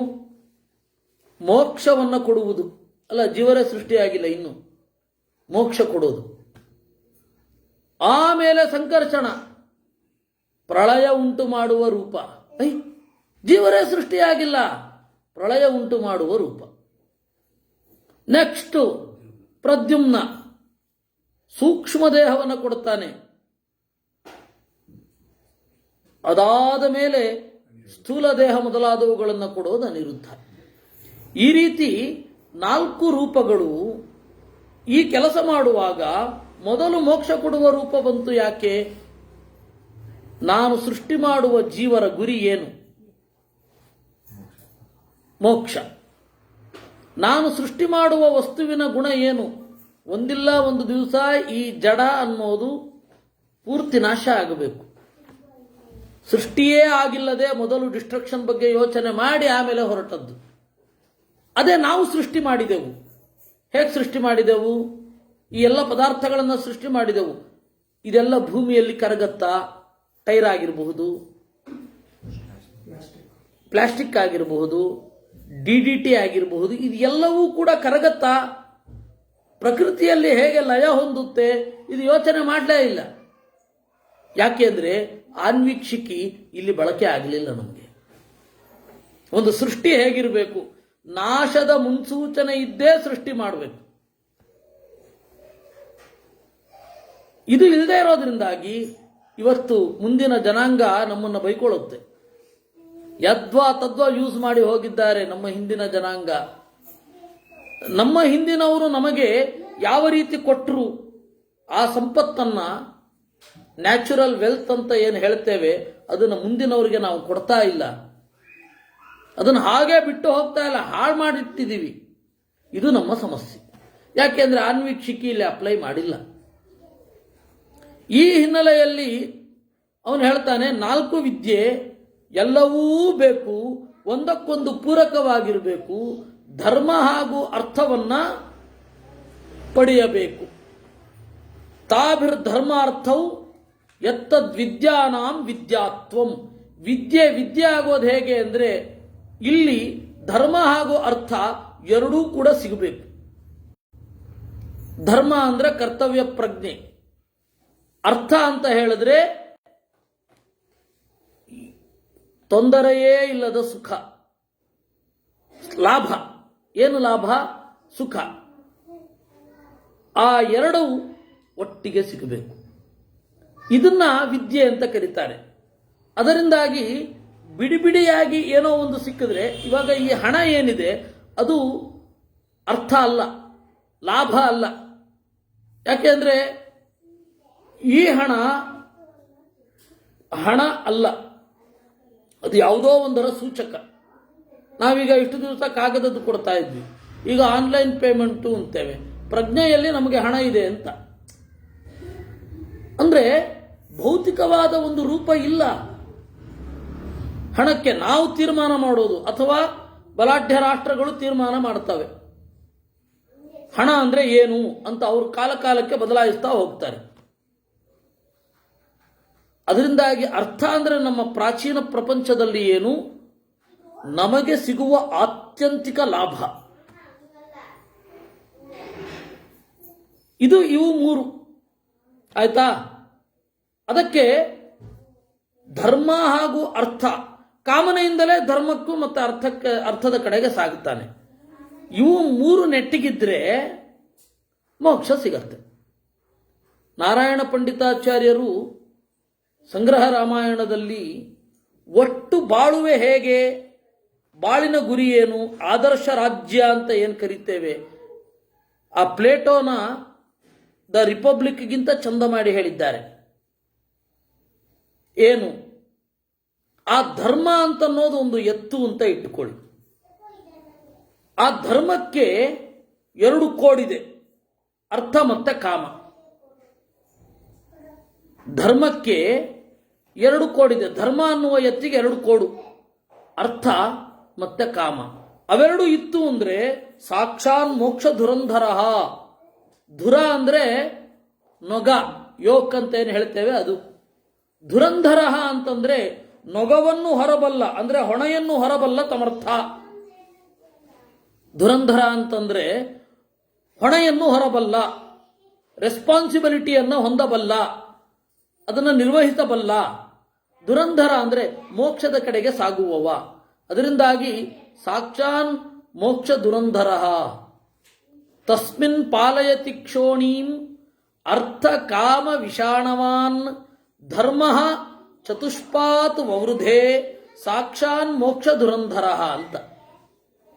ಅದರಿಂದಾಗಿ ಧರ್ಮ, ಅರ್ಥ, ಕಾಮ ಇವುಗಳನ್ನು ನೇರ್ಪು ಮಾಡಬೇಕು, ಸರಿ ಮಾಡಬೇಕು, ಮೋಕ್ಷ ಅನ್ನೋದು ಸಿಗತ್ತೆ. ಇದು ಪ್ರಾಚೀನರ ಅಭಿಪ್ರಾಯ ಆಗಿತ್ತು. ಮಹಾಭಾರತಾದಿಗಳಲ್ಲಿ ಇದನ್ನು ಹೇಳಿರೋದು. ಅದನ್ನ ಸಾರದಲ್ಲಿ ಸಂಗ್ರಹಿಸಿ ಕೌಟಿಲ್ಯ ಹೇಳಿದ್ದು ಹಾಗೆ. ಇನ್ನು ಆನ್ವೀಕ್ಷಿಕೆ ಅಂತ ಇದೆಯಲ್ಲ, ಅದರಲ್ಲಿ ಮತ್ತೆ 2 ಭಾಗ. ತರ್ಕ ಇದೆ. ತರ್ಕ, ಆನ್ವೀಕ್ಷಿಕಿ ಮತ್ತೆ ಉಳಿದದ್ದು. ಆನ್ವೀಕ್ಷಿಕೆಯಲ್ಲಿ 3 ಭಾಗ ಇದೆ ಅಂತಾರೆ. ಸಾಂಖ್ಯ, ಒಂದು ಸ್ವಲ್ಪ ಬೇರೆ ಕಡೆ ಕಳಿಸಿ. ಸಾಂಖ್ಯ ಅಂತ ಹೇಳಿದ್ರೆ ಏನಾಗತ್ತೆ, ಪ್ರಕೃತಿಯನ್ನ ಕ್ಲೋಸ್ ಆಗಿ ಅಬ್ಸರ್ವ್ ಮಾಡೋದೇನಿದೆ ಅದನ್ನ ಸಾಂಖ್ಯ ಅಂತ ಕರೀತಾರೆ. ಪ್ರಕೃತಿಯನ್ನ ಕ್ಲೋಸ್ ಆಗಿ ಅಬ್ಸರ್ವ್ ಮಾಡಿ ಅದರಿಂದ ಬೇಕಾದ ಪ್ರಯೋಜನವನ್ನು ಪಡೆದು, ದೇವರನ್ನ ಒಪ್ಪೋದಿಲ್ಲ, ಪ್ರಕೃತಿಯನ್ನು ಅಬ್ಸರ್ವ್ ಮಾಡ್ತಾ ಮಾಡ್ತಾ ಮಾಡ್ತಾ ಅಲ್ಲಿಗೇ ಸಂದು ಹೋಗ್ತಾರೆ, ಮುಗೀತಲ್ಲಿಗೆ, ಪ್ರಕೃತಿಯಲ್ಲೇ ಇರ್ತಾರೆ. ಐನ್ಸ್ಟೈನ್ ಅವರೆಲ್ಲ ಯಾವುದೋ ಒಂದು ಶಕ್ತಿಯನ್ನು ನಾವು ದೇವರು ಅಂತ ಒಪ್ತೇವೆ, ಆ ಶಕ್ತಿಗೆ ಯಾವ ನೆಲೆ ನಮಗೆ ಬೇಕಿಲ್ಲ. ನಮಗೆ ಅದರಿಂದ ಎಷ್ಟು ಪ್ರಯೋಜನ ಬೇಕು ಅಷ್ಟು ಮಾತ್ರ. ಅಪ್ಲೈಡ್ ಸೈನ್ಸ್ ಆಗಲಿ, ಒಂದು ಹಂತದಲ್ಲಿ ಪ್ಯೂರ್ ಸೈನ್ಸ್ ಆಗಲಿ, ಅದು ಕೂಡ ಅಷ್ಟೇ ಇರೋದು. ನಮಗೆ ಏನು ಪ್ರಯೋಜನ ಆಗಬೇಕು ಅಷ್ಟೇ. ಇದು ಸಾಂಖ್ಯ. ಮತ್ತೆ ಯೋಗ. ಯೋಗ ಅಂದರೆ ಉಪಾಯ, ಒಳಗಡೆಯ ಬೆಳವಣಿಗೆ, ಹೊರಗಡೆ ಕಾಣೋದಿಲ್ಲ ಅದು. ಆಮೇಲೆ ಲೋಕಾಯತ, ಲೋಕದಲ್ಲಿ ಏನಿದೆ ಅದನ್ನು ಪಡೆದು ಬಿಡಬೇಕಷ್ಟೇ. ಇದು ಉಳಿದದ್ರ ಬಗ್ಗೆ ತಲೆ ಕೆಡಿಸ್ಕೊಳ್ಳಿಕ್ಕಿಲ್ಲ. ಇದು ಏನಿದೆ ಇದನ್ನ ಆನ್ವೀಕ್ಷಿಕೆ ಒಳಗೊಂಡಿದೆ. ಸಾಂಖ್ಯ, ಯೋಗ, ಲೋಕಾಯತ ಅಂತ. ಇನ್ನು ತ್ರಯೀ ಅವನು ಹೇಳೋದು. ತ್ರಯೀ ವೇದ. ವೇದ ಏನು ಹೇಳುತ್ತೆ? ಧರ್ಮ ಧರ್ಮವು ತ್ರಯ್ಯಾಂ, ಧರ್ಮ ಮತ್ತೆ ಅಧರ್ಮಗಳು ತ್ರಯಿ. ಅರ್ಥ ಅನರ್ಥವು ವಾರ್ತಾಯಾಮ್, ವಾರ್ತಾ ಏನು ಹೇಳುತ್ತೆ? ಸಂಪತ್ತು, ಪ್ರೊಡಕ್ಷನ್ ಆಫ್ ವೆಲ್ತ್, ಅದು ಅರ್ಥ. ಅನರ್ಥ ಏನು ಪ್ರಯೋಜನ ಇಲ್ಲದೆ ಇರೋದು. ನಾವೇನು ಕೊಡ್ತೇವೆ ಅದು ಮಾನಸಿಕ ತೃಪ್ತಿಯನ್ನು ಕೊಡದೆ ಹಾಗೇ ನಮಗೆ ವಾಪಸ್ ಬರುತ್ತೆ, ಅದು ಅನರ್ಥ ಅಂತಾನೆ ಪರಿಗಣನೆ. ಹೀಗಾಗಿ ಧರ್ಮಾಧರ್ಮವು ತ್ರಯ್ಯಾಂ, ಅರ್ಥಾನರ್ಥವು ವಾರ್ತಾಯಾಮ್, ನಯಾನಯೌ ದಂಡನೀತ್ಯಾಂ, ಬಲಾಬಲೇಚ. ದಂಡನೀತಿಯಲ್ಲಿ ಏನು? ನಯ ಅಂದ್ರೆ 2 ಅರ್ಥ ಇದೆ. ಒಂದು ಸ್ಟ್ರಾಟಜಿ ಅಂತ ಒಂದು ಅರ್ಥ ಇದೆ, ನ್ಯಾಯ ಅಂತ ಒಂದು ಅರ್ಥ ಇದೆ. ಅನಯ, ಅನಯ ಅಂತ ಹೇಳಿದ್ರೆ ಯಾವುದು ಮಾಡಬಾರದು, ಹೇಗೆ ಇರಬಾರದು. ಇದು ನಯ ಮತ್ತೆ ಅನಯ, ಇದು ದಂಡನೀತಿಯಲ್ಲಿ. ಮತ್ತೆ ಬಲ ಮತ್ತೆ ಅಬಲ. ಬಲ ಅಂದ್ರೆ ಏನು, ದೌರ್ಬಲ್ಯ ಅಂದ್ರೆ ಏನು, ಇದು ಆನ್ವೀಕ್ಷಿಕಿ ಮತ್ತೆ ವಾರ್ತಾ. ನಮಗೆ ಇವತ್ತು ಹೆಚ್ಚು ದುರ್ಬಲಗೊಳ್ಳೋದರಲ್ಲಿ ನಾವು ಎತ್ತರಕ್ಕೆ ಏರ್ತಾ ಇದ್ದೀವಿ ಅಂತ. ನಮಗೆ ಯಂತ್ರ ಬೇಕೇ ಬೇಕು. ಯಂತ್ರಗಳಿಲ್ಲದೆ ನಾವೇನು ಮಾಡೋದಿಲ್ಲ, ಯಂತ್ರಗಳಿಲ್ಲದೆ ನಾವೇನೂ ಮಾಡೋದಿಲ್ಲ. ಇದು ದೌರ್ಬಲ್ಯ. ಅವರು ಯಂತ್ರಗಳಿಲ್ಲದೇ ಇರ್ತಾ ಇದ್ರು, ಅದು ಪ್ರಬಲ. ಅವಾಗೆಲ್ಲ ಹೇಗೆ ಅಂದರೆ ಎಷ್ಟು ಕಡಿಮೆ ಬಳಸ್ತಾನೋ ಒಬ್ಬ ಅಷ್ಟು ಪ್ರಬಲ, ಸ್ಟ್ರಾಂಗ್ ಅಂತ. ಒಂದು ಪವರ್ ಅಂದ್ರೆ ಏನು? ಅತ್ಯಂತ ಕಡಿಮೆ ಇದ್ದರಲ್ಲಿ ಬಾಳ್ತಾನೆ. ಈಗ ಏನು, ಅತ್ಯಂತ ಹೆಚ್ಚಿರಬೇಕು ಯಂತ್ರಗಳು, ಯಂತ್ರಗಳ ಮೇಲೆ ಡಿಪೆಂಡ್ ಆಗಿರಬೇಕು. ಅದು ಪ್ರೋಗ್ರೆಷನ್ ಅಂತ. ಆದರೆ ವಾಸ್ತವವಾಗಿ ಬಲ ಯಾವುದು ಅಬಲ ಯಾವುದು ಅಂತ ನೋಡ್ತಾ ಹೋದರೆ ನಮಗೆ ನಿಧಾನವಾಗಿ ಗೊತ್ತಾಗೋದು ಪ್ರಾಚೀನರು ಪ್ರಬಲರಿದ್ರು. ಯಾಕೆ ಅಂದರೆ ಇದು ಯಾವುದು ಇಲ್ಲದೆಯೂ ಇರಬಲ್ಲವರಿದ್ರು. ನಮಗೆ ಇದಿಲ್ಲದೆ ಇರಲಿಕ್ಕಾಗಲ್ಲ. ನಮ್ಮ ಒಂದು ಚಿಂತನೆಯೇ ಅತ್ಯಂತ ಅಸಂಗತ. ಮಲ್ಟಿ ಸ್ಪೆಷಾಲಿಟಿ ಹಾಸ್ಪಿಟಲ್ ಅನ್ನೋದು ಇಂಡಿಕೇಶನ್ ಆಫ್ ಪ್ರೋಗ್ರೆಷನ್. ನಮಗೆ ಯೋಚನೆ ಮಾಡಿ, ಒಂದು ಹಾಸ್ಪಿಟಲ್ ತೆರೆಯೋದೇ ದೌರ್ಬಲ್ಯಕ್ಕಾಗಿ. ನಮ್ಮ ದೌರ್ಬಲ್ಯ ಅಲ್ವಾ? ಮುಚ್ಚಬೇಕು ಪ್ರಗತಿ ಅಂದರೆ, ತೆಗೆಯೋದಲ್ಲ. ಹುಚ್ಚಾಸ್ಪತ್ರೆಯನ್ನು ತೆಗೆದಾಗ ನೋಡಿ ನಾವು ಎಷ್ಟು ಮುಂದುವರೆದಿದ್ದೀವಿ. ಅಯ್ಯೋ ರಾಮ, ಅದು ಮುಚ್ಚಬೇಕು. ಇದು ಎಲ್ಲ ನಮಗೆ ಪ್ರಬಲ ಅಂದರೆ ಏನು, ಆತ್ಮಬಲ ಅನ್ನೋದೇ ಐಡಿಯಾ ಬಂದಿಲ್ಲ. ಹೀಗಾಗಿ ದಂಡ ನೀತಿಯಲ್ಲಿ ಮುಖ್ಯವಾಗಿ ತಿಳಿದುಕೊಳ್ಳತಕ್ಕದ್ದು ಸರ್ವಾಂಗೀಣವಾದ ಬಲ ಮತ್ತೆ ದೌರ್ಬಲ್ಯ. ಇದು ಗೊತ್ತಿರಬೇಕು. ಏತಾಸಾಂ ಹೇತುಭಿರನ್ವೇಕ್ಷಮಾಣ ಲೋಕಸ್ಯ ಉಪಕಾರಕಂ ಭವತಿ. ಇದು ಲೋಕದ ಉಪಕಾರ. ಇನ್ನು ದಂಡ ಏನು ಮಾಡಬೇಕು, ರಾಜನ ಕೆಲಸ ಏನು, ಇದು ಎಲ್ಲ ನೆಟ್ಟಗೆ ನಡೀತಾ ಇದೆಯಾ ಅಂತ ನೋಡ್ಕೋಬೇಕು. ಇಲ್ಲ ಅಂತ ಹೇಳಿದ್ರೆ ಉಪಯೋಗ ಇಲ್ಲ. ಆ ದಂಡ ಅಂತ ಹೇಳಿದ್ರೆ ನಮಗೆ ಅಲಬ್ಧ ಲಾಭಾರ್ಥ. ಒಬ್ಬ ಒಂದನ್ನು ಪಡಿತಾನೆ ಅಂತ ಹೇಳಿದ್ರೆ ಏನಾಗ್ಬೇಕು ಗೊತ್ತಾ, ಅವನಿಗೆ ಈ ತನಕ ಸಿಕ್ಕಿರಬಾರದು, ಅದನ್ನು ಪಡಿಬೇಕು. ಅವನ ಹಣ ಯಾತಕ್ಕೆ ಖರ್ಚಾಗಬೇಕು, ಅವನ ಸಂಪತ್ತು ಯಾಕೆ ಖರ್ಚಾಗಬೇಕು ಅಂದರೆ ಈ ತನಕ ಪಡೆಯದ್ದನ್ನು ಪಡೆಯಬೇಕು. ಅದನ್ನು ಏನಂತ ಕರೆದ್ರು, ಅಲಬ್ಧ ಲಾಭಾರ್ಥ. ಇನ್ನೊಂದು ಲಬ್ಧ ಪರಿರಕ್ಷಿಣಿ. ಸಿಕ್ಕಿದ್ದು ಆರಾಮವಾಗಿರಬೇಕು, ರಕ್ಷಿತವಾದದ್ದು ಬೆಳಿಬೇಕು, ಬೆಳೆದ ಮೇಲೆ ಯೋಗ್ಯರಾದವರಿಗೆ ಕೊಡಬೇಕು. ಇಷ್ಟನ್ನ ದಂಡ ನೀತಿ ಮಾನಿಟರ್ ಮಾಡಬೇಕು. ಅಂದರೆ ನಾವೀಗ ಎಲ್ಲಿ ತಪ್ತಾ ಇದ್ದೇವೆ, ನಮ್ಮ ಪ್ರಜ್ಞೆ ಎಲ್ಲಿ ಕಳೆದು ಹೋಗಿದೆ. ದಂಡ ನೀತಿ ಇರೋದೇ ಹಾಗೆ. ಲೋಕಕ್ಕೆ ಉಪಕಾರಕ್ಕೆ ದಂಡ ನೀತಿ ಇರೋದು. ಉಪಕಾರ ಅಂದರೆ ಏನು, ಇಷ್ಟೇ, ಯೋಗ್ಯರಿಗೆ ತಲುಪಬೇಕು. ಯೋಗ್ಯರು ಹೇಗಿರಬೇಕು, ಕರ್ತವ್ಯವನ್ನು ಮಾಡಬೇಕು. ಯಾರು ಕರ್ತವ್ಯವನ್ನು ಮಾಡ್ತಾ ಇಲ್ವೋ ಅವರಲ್ಲ. ನಮ್ಮಲ್ಲಿ ಒಂದು ಈ ವಿಶ್ವಸಂಸ್ಥೆ ಮೊದಲಾದವುಗಳಲ್ಲಿ ಹ್ಯೂಮನ್ ರೈಟ್ಸ್ ಕಮಿಷನ್ ಇದೆ, ಮಾನವ ಹಕ್ಕು ಆಯೋಗ, ಕರ್ತವ್ಯ ಆಯೋಗ ಇಲ್ಲ.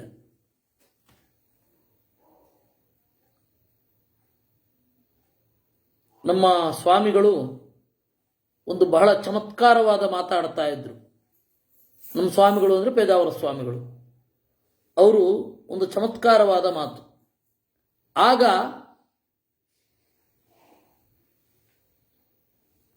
ನಿಷ್ಕಾಮ ಕರ್ಮ ಕೃಷ್ಣ ಹೇಳಿದ್ದು, ಆದರೆ ಈಗ ನಮಗೆ ನಿಷ್ಕರ್ಮ ಕಾಮ ಅಂತ. ಕೆಲಸ ಇಲ್ಲ, ನಮ್ಮ ಬಯಕೆ ಮಾತ್ರ ಈಡೇರಬೇಕು. ಅಲ್ಲಿಗೆ ಬಂದು ನಿಂತಿದೆ. ಹಕ್ಕು ಬೇಕು, ಅದು ಹಕ್ಕಿಗೆ ಆ್ಯಡ್ ಆಗ್ತಾ ಹೋಗ್ತಾ ಇದೆ. ಕರ್ತವ್ಯಕ್ಕೆ ಒಂದು ಅಡಿಷನ್ ಇಲ್ಲ, ಡಿಲಿಷನ್ನೇ. ಇದನ್ನ ಮಾನಿಟರ್ ಮಾಡಲಿಕ್ಕೆ ಸರಿಯಾಗಿ ದಂಡ ನೀತಿ ಬೇಕು. ತಸ್ಯಾಂ ಆಯತ್ತ ಲೋಕಯಾತ್ರ. ಈ ವಿದ್ಯೆಯಲ್ಲಿ ಆನ್ವೀಕ್ಷಿಕಿ, ತ್ರಯೀ, ವಾರ್ತಾ, ದಂಡ ನೀತಿ, ಇವುಗಳಲ್ಲಿ ಲೋಕದ ನಡೆ, ಜನರೆಲ್ಲ ಬದುಕ್ತಾ ಇರೋದು ಈ ನಾಲ್ಕನ್ನ ಇಟ್ಟುಕೊಂಡು. ಹೇಗೋ ನಡ್ಕೊಂಡು ಹೋಗ್ತಾ ಇದೆ. ಆದರೆ ಪ್ರಜ್ಞಾವಂತರಾಗಿ ಬದುಕಿದ್ರೆ ಇದು ಚೆನ್ನಾಗಿರುತ್ತೆ. ಈಗ ಆ ಪ್ರಜ್ಞಾವಂತಿಕೆ ಇಲ್ಲ, ಆದ್ದರಿಂದಾಗಿ ಬದುಕು ಅವ್ಯವಸ್ಥಿತವಾಗ್ತಾ ಇದೆ. ದೇವರ ದಯದಿಂದ ಮಧ್ಯಮ ವರ್ಗದವರಿಗೆ ಒಂದು ಸ್ವಲ್ಪ ಪ್ರಜ್ಞೆ ಇದೆ. ಅಪ್ಪರ್ ಮಿಡಲ್ ಏನು ವರ್ಗ ಇದೆ, ಮಧ್ಯಮ ವರ್ಗ, ಮೇಲ್ಮಧ್ಯಮ ವರ್ಗ, ಅಪ್ಪರ್ ಮಿಡಲ್ ಕ್ಲಾಸ್ ಆಗಲಿ, ಮಿಡಲ್ ಕ್ಲಾಸ್ ಆಗಲಿ. ಫಸ್ಟು ಮೂರೇ ವರ್ಗ ಇತ್ತು. ಈಗ middle class, lower middle class, upper middle class ಅಂತ. ಈ ಇಷ್ಟು ಜನ ಒಂದು ಪ್ರಜ್ಞೆಯೊಟ್ಟಿಗೆ ನಡ್ಕೊಳ್ತಾ ಇದ್ದೇವೆ. ಇನ್ನು ಆಚೆ ಹೈ ಲೆವೆಲ್ ಸೊಸೈಟಿ ಅಂತ ಕರೀತಾರೆ. ಅವ್ರದ್ದು ಮಾತು, ಕಥೆ, ಯೋಚನೆ ದೇವರಿಗೆ ಪ್ರೀತಿ. ದೇವರು ಮಾತ್ರ ಪ್ರೀತಿಸ್ಲಿಕ್ಕೆ ಸಾಧ್ಯ. ನಮ್ಮಂತಹ ಹುಲುಮಾನವರಿಗೆ ಆಗೋದಿಲ್ಲ. ಯಾಕೆಂದರೆ ದೇವರು ರಾಗದ್ವೇಷಾದಿಗಳಿಂದ ಅತೀತ ಆದ್ದರಿಂದ ಅವರನ್ನೂ ಕ್ಷಮಿಸಬಲ್ಲ. ಇನ್ನು ಕೆಳಗಡೆಯವರು, ಅವರು ಭೀಕರ.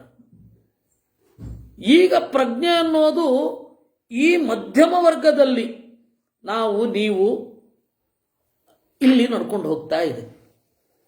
ಅದರಿಂದಾಗಿ ನಾವು ಇದನ್ನೆಲ್ಲ ವಿಚಾರ ಮಾಡಿಕೊಂಡು ಈ ಇಬ್ಬರನ್ನು ಸಂಭಾಳಿಸ್ಕೊಂಡು ಈ ದೇಶದ ಜನ ಸಾಗುತ್ತಾ ಇದ್ದಾರೆ.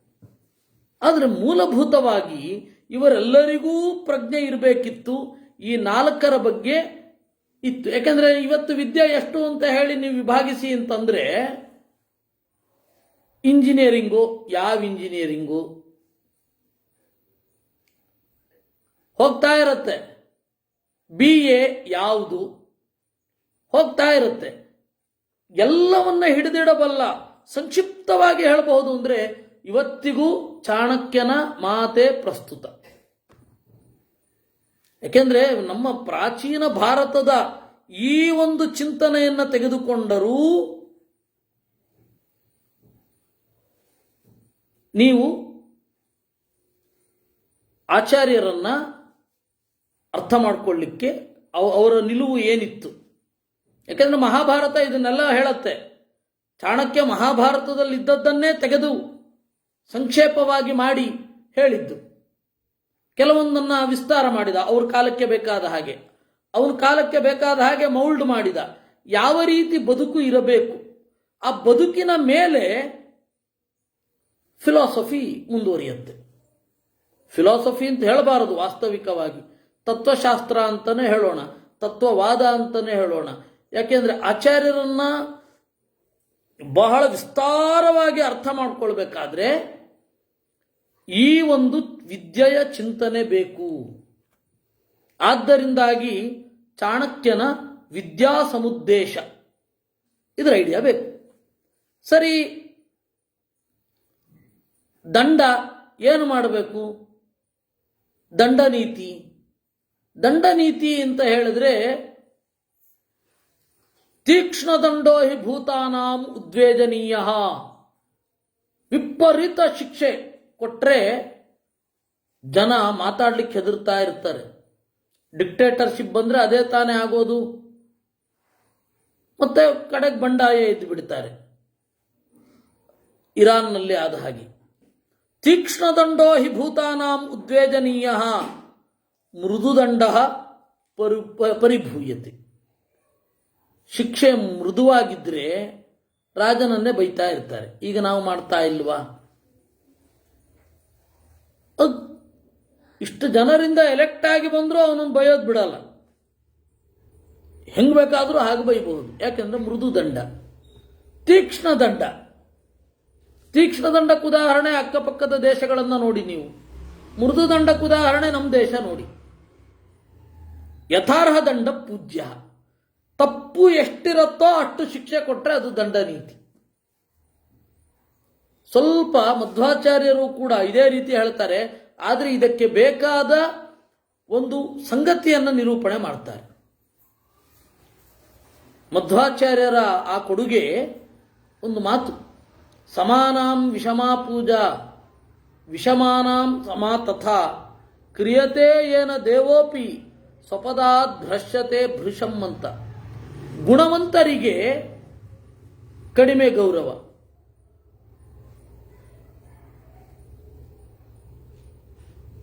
ಗುಣ ಇಲ್ಲದವರಿಗೆ ಹೆಚ್ಚು ಗೌರವ. ಇದನ್ನು ಕೊಟ್ಟರೆ ಉಲ್ಲೋಲ ಕಲ್ಲೋಲ ಆಗತ್ತಲ್ವಾ ರಾಷ್ಟ್ರ? What is corruption? ಇದೇ ತಾನೆ. ಸರಳವಾಗಿ ಹೇಳಬಹುದು ಅಂತಂದ್ರೆ ಕರಪ್ಷನ್ ಅನ್ನು ನೀವು ಸರಳವಾಗಿ ಡಿಸ್ಕ್ರೈಬ್ ಮಾಡಿ ಮಧ್ವಾಚಾರ್ಯರ ರೀತಿ ಮಾಡಲಿಕ್ಕಾಗತ್ತೆ. ಗುಣಕ್ಕೆ ಅನನುಗುಣವಾದ ಪೂಜೆ ಏನಿದೆ, ಗುಣಕ್ಕೆ ಯೋಗ್ಯವಲ್ಲದ ಪೂಜೆ, ಅದೇ ಕರಪ್ಷನ್. ಈ ಕರಪ್ಷನ್ ಅನ್ನು ತಡಿಬೇಕು. ಏನು ಮಾಡಬೇಕು? ಇಷ್ಟು ಉದ್ದ ನಿಯಮಗಳನ್ನು ಮಾಡಬೇಕಾ? ಅಲ್ಲ, ಪ್ರಜ್ಞೆ ಇರಬೇಕು. ಗುಣಕ್ಕೆ ಅನುಗುಣವಾದ ಪೂಜೆ ಎಲ್ಲ ಸರಿ ಹೋಗುತ್ತೆ. ಯಾರ್ಯಾರು ಯೋಗ್ಯರೋ ಅವರಿಗೆ ಪೂಜೆ ಸಲ್ಲತ್ತೆ. ಯೋಗ್ಯರೇನು ಮಾಡ್ತಾರೆ? ಒಳ್ಳೆ ಕಡೆ ಒಯ್ತಾರೆ. ಇಲ್ಲ ಅಂತಂದ್ರೆ ಪ್ರತಿಭಾ ಪಲಾಯನ ಅಂತ ಆಚೆ ಹೋಗುತ್ತೆ. ಆದ್ದರಿಂದ ದಂಡ ನೀತಿ ಸುಲಭವಾಗಿ ಡಿಸ್ಕ್ರೈಬ್ ಮಾಡಬೇಕಾದ್ರೆ ದಂಡ ನೀತಿಯಿಂದ ಭ್ರಷ್ಟಾಚಾರ ಕರಪ್ಷನ್ ಹೋಗಬೇಕು. ಕರಪ್ಷನ್ ಹೋಗೋದು, ಕರಪ್ಷನ್ ಅಂದ್ರೆ ಏನು ಅಂತ ಮೊದಲು ತಿಳ್ಕೊಳ್ಬೇಕು. ಲಂಚ ಕೊಟ್ಟ ಕರಪ್ಷನ್ ಅಲ್ಲ, ಯಾವುದೂ ಅಲ್ಲ. ಆದರೆ ಕರಪ್ಷನ್ನಿನ ಹಿಂದೆ ಇರೋದು ಮೂಲಭೂತವಾಗಿದು. ಆದ್ದರಿಂದಾಗಿ ಯಥಾರ್ಹ ದಂಡ ಪೂಜ್ಯ ಸುವಿಜ್ಞಾತ ಪ್ರಣೀತ ಹಿ ದಂಡ ಪ್ರಜಾ ಧರ್ಮಕಾಮೈ ಯೋಜಯತಿ. ಸುವಿಜ್ಞಾತ ಪ್ರಣೀತ, ತಿಳಿದು ಅಳವಡಿಸಬೇಕು. ಒಬ್ಬರಿಗೆ ಒಂದು ಶಿಕ್ಷೆಯನ್ನು ಕೊಡಬೇಕಾದ್ರೆ ಒಳ್ಳೆ ಪ್ರಜ್ಞೆ ಇರಬೇಕು. ಆ ಪ್ರಜ್ಞೆಯ ಜೊತೆಗೆ ಧರ್ಮ ಅರ್ಥ ಕಾಮಗಳಿಂದ ಸಮೃದ್ಧಿ ಆಗತ್ತೆ. ಇಲ್ಲ ಅಂದರೆ ಧರ್ಮ ಯಾವುದು, ಅರ್ಥ ಯಾವುದು, ಕಾಮ ಯಾವುದು ಗೊತ್ತಿಲ್ಲ, ದಂಡನೆ ಯಾವ ರೀತಿ ಕೊಡಬೇಕು ಅಂತ ಗೊತ್ತಿಲ್ಲ, ಕರಪ್ಷನ್ ಯಾವುದು ಅಂತ ಗೊತ್ತಿಲ್ಲ. ಇದು ಯಾವುದೂ ಗೊತ್ತಿರದ ಜಗತ್ತಿನಲ್ಲಿ ನಾವು ಬಾಳ್ತಾ ಇದ್ದೇವೆ. ನಾವು ಹೇಳ್ತಾ ಇರೋದು ಮಾತ್ರ, ನಮಗೆ ಇವತ್ತು ಅಪ್ಲೈಡ್ ಸೈನ್ಸ್ಗಿರುವ ಈ ಜಾಬ್ ಓರಿಯೆಂಟೆಡ್ ಕೋರ್ಸನ್ನೇ ನಾವು ವಿದ್ಯೆ ಅಂತ ಅನ್ಕೋತಾ ಇದ್ದೇವೆ. ಆದರೆ ಅದು ವಿದ್ಯೆಯ ಒಂದು ಭಾಗ ಮಾತ್ರ, ವಿದ್ಯೆಯ ಒಂದು ಭಾಗ ಮಾತ್ರ. ಅವನು ಎಷ್ಟೇ ಕಲ್ತಿರಬಹುದು, ಮಾಸ್ಟರ್ಸ್ ಮಾಡಿರಬಹುದು. ಆದರೆ ಪ್ರಾಬ್ಲಮ್ ಎಲ್ಲಾಗ್ತಾ ಇದೆ, ಅಷ್ಟು ಸಮಗ್ರತೆ, ಹೋಲಿಸ್ಟಿಕ್ ಅಪ್ರೋಚ್ ಇಲ್ಲದೆ ಇರೋದ್ರಿಂದಾಗಿ ಈ ಪ್ರಾಬ್ಲಮ್. ತೀವ್ರ ವಿದ್ಯಾವಂತರು ಅಂತ ಅಂದ್ಕೊಂಡವರು, ಇವ್ರ ಪ್ರಕಾರ ಅಕ್ಷರ ಇದ್ರೆ ಸಾಕು ವಿದ್ಯಾವಂತರು ಅಂತ. ನಮ್ಮವ್ರು ಹಾಗೆ ಮಾಡಲಿಲ್ಲ. ಅಕ್ಷರ ಇಲ್ಲದೆ ಇರಬಹುದು, ವಿದ್ಯೆ ಇರಬಹುದು. ಸಾಕ್ಷರ ವಿಪರೀತಾಶ್ಚೇತ್ ಸಾಕ್ಷರ ಏವ ರಾಕ್ಷಸ ಏವ ಕೇವಲಂ ಅಂತ. ಸಾಕ್ಷರರು ಕೆಟ್ಟ ಬುದ್ಧಿಯಿಂದ ಕೂಡಿದ್ರೆ ಉಲ್ಟಾ ಆಗೋಗ್ತಾರೆ, ಅಂದ್ರೆ ರಾಕ್ಷಸರಾಗ್ತಾರೆ ಅಂತ. ಒಬ್ಬ ರಾಕ್ಷಸನಿಗೆ ಅಕ್ಷರ ಚೆನ್ನಾಗಿ ಬರಬಹುದು, ಚೆನ್ನಾಗಿ ಮಾತನಾಡಬಹುದು, ಇವರು ಹೇಳಿರುವಂತಹ ಭಾಷೆ ಬರಬಹುದು. ಅಥವಾ ನಾವಿವತ್ತೇನು ಪಿಡುಗುಗಳನ್ನೆಲ್ಲ ನೋಡ್ತಾ ಇದ್ದೇವೆ, ರಿಯಲ್ ಎಸ್ಟೇಟ್ ಮಾಫಿಯಾ, ಅದು ಎಲ್ಲಿಂದ ಬಂದದ್ದು? ಇಟಾಲಿಯಿಂದ. ಯಾವುದೇ ಮಾಫಿಯಾ, ಮಾಫಿಯಾ ಅನ್ನೋ ಪದವೇ ಇಟಾಲಿಯದ್ದಲ್ವೇ? ಯಾಕೆ? ಅಕ್ಷರ ಇಲ್ವ ಅವ್ರ ಹತ್ರ? ಇದೆ, ವಿದ್ಯೆ ಇಲ್ಲ. ಹೋಲಿಸ್ಟಿಕ್ ಅಪ್ರೋಚ್ ಇಲ್ಲದೆ ಇರೋದ್ರಿಂದಾಗಿ ಇದು ನಮ್ಮ ಈ ಹಣಕ್ಕೆ ಬೇಕು ಅಂತ ಯೋಚನೆ ಮಾಡ್ತಾರೆ. ಆದ್ದರಿಂದ ಸುವಿಜ್ಞಾತ ಪ್ರಣೀತೋ ಹಿ ದಂಡ, ಚೆನ್ನಾಗಿ ತಿಳಿದವರು ದಂಡವನ್ನು ಕೊಡಬೇಕು, ಶಿಕ್ಷೆಯನ್ನು ಕೊಡಬೇಕು, ಅಥವಾ ನಿಯಮವನ್ನು ಮಾಡಬೇಕು. ಅವರು ಪ್ರಜಾ ಪ್ರಕರ್ಷೇಣ ಜಾಯತೆ, ಚೆನ್ನಾಗಿ ಪ್ರಜ್ಞೆ ಯಾರಿಗಿರುತ್ತೆ ಅವರು ಪ್ರಜೆ. ಅವರೇನು ಮಾಡ್ತಾರೆ? ಧರ್ಮ ಅರ್ಥ ಕಾಮಗಳನ್ನು ತಾವೇ ಸಂಪಾದಿಸ್ಕೊಳ್ತಾರೆ. ಹಾಗಾದ್ರೆ ರಾಜನ ಕೆಲಸ ಏನು? ರಕ್ಷಣೆ ನೀಡೋದಷ್ಟೇ. No business to be in business ಅಂತಾರಲ್ಲ ಹಾಗೆ, ಸರ್ಕಾರ ವ್ಯಾಪಾರ ಮಾಡ್ಲಿಕ್ಕೆ ಹೋಗೋ ಅಗತ್ಯ ಇಲ್ಲ, ರಕ್ಷಣೆ ಕೊಟ್ರೆ ಸಾಕು. ಆದ್ದರಿಂದ ದುಷ್ಪ್ರಣೀತ ಕಾಮಕ್ರೋಧಾಭ್ಯಾಂ ಅಜ್ಞಾನಾದ್ ವಾನಪ್ರಸ್ಥ ಪರಿವ್ರಾಜಕಾನಪಿ ಕೋಪಯತಿ ಕಿಮಂಗ ಪುನರ್ಗ್ರಹಸ್ಥಾನ್. ಕಾಮ ಕ್ರೋಧ ಮೊದಲಾದವುಗಳು ಜಾಸ್ತಿಯಾಗಿ ಅಜ್ಞಾನಿಗಳು ದುಷ್ಟರು ಯಾವಾಗ ಕಾನೂನನ್ನು ಕೈಗೆತ್ತಿಕೊಳ್ತಾರೆ ಅವಾಗ ವಾನಪ್ರಸ್ಥ ಪರಿವ್ರಾಜಕಾನಪಿ ಕೋಪಯತಿ, ಸನ್ಯಾಸಿಗಳಿಗೂ ಸಿಟ್ಟು ಬರುತ್ತೆ, ಅವರು ದಂಗೆ ಹೇಳ್ತಾರೆ, ಗೃಹಸ್ಥರು ದಂಗೆ ಹೇಳ್ತಾರೆ. ಈ ಜಂಜಿ ಅಂತ ಏನು ಕರೀತಾರೆ, ಜಂಜಿ, ಅವ್ರು ದಂಗೆ ಹೇಳ್ತಾರೆ. ಅವರು ತೀರಾ ಅಜ್ಞಾನದಿಂದ ಯಾಕೆ ಹೇಳ್ತಾ ಇದ್ದೀವಿ ಅಂತ ಅವ್ರಿಗೂ ಗೊತ್ತಿಲ್ಲ. ಯಾರೋ ಒಬ್ರು ಪ್ರಚೋದನೆ ಮಾಡೋದು ಸಾಕು ಹೇಳ್ತಾರೆ. ಅದು ಯಾಕೆ ಹೇಳಬೇಕು, ಇದರ ಅಂತಿಮ ನಡೆ ಏನು ಅವ್ರಿಗೆ ಗೊತ್ತಾಗಲ್ಲ. ಯಾವುದೇ ಕ್ರಾಂತಿ ಏನು ರಷ್ಯಾದಿಂದ ಶುರು ಆಯಿತು ಕ್ರಾಂತಿ, ಅದು ಯಾವುದೇ ಕ್ರಾಂತಿಯಲ್ಲಿ ರೆವಲ್ಯೂಷನ್ ಅಲ್ಲಿ ಇದೇ ಪ್ರಾಬ್ಲಮ್ ನೋಡಿ. ಅದಾದ್ಮೇಲೂ ಸರಿ ಹೋಗಿಲ್ಲ ಅವ್ರಿಗೆ. ಆಯ್ತು, ಕ್ರಾಂತಿಯಿಂದ ಏರಿದ್ರು ರಾಜ್ಯ, ಏನ್ ಮಾಡಿದ್ರು?